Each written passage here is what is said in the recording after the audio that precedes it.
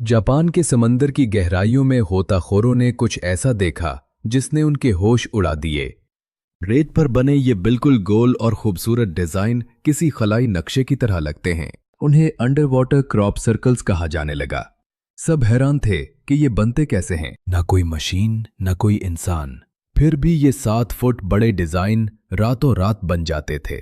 कुछ लोगों ने कहा ये यूएपीज का काम है, तो किसी ने कहा ये समंदरी भूत हैं। सच्चाई जानने के लिए कैमरे लगाए गए और जो दिखा वो किसी ने सोचा भी नहीं था। इसका असल खालिक कोई खलाई मखलूक नहीं बल्कि एक नन्ही सी पफर फिश है। ये छोटी सी मछली अपना पूरा दिन और रात रेत को तराशने में गुजार देती है। वो ये इतना बड़ा और खूबसूरत घर सिर्फ अपनी मादा साथी को मुतासिर करने के लिए बनाता है। फितरत का ये नन्हा फनकार हमें दिखाता है कि प्यार में कितनी ताकत होती है। अगली बार कोई अजीब डिजाइन देखें तो याद रखें, कुदरत के पास हर सवाल का जवाब है।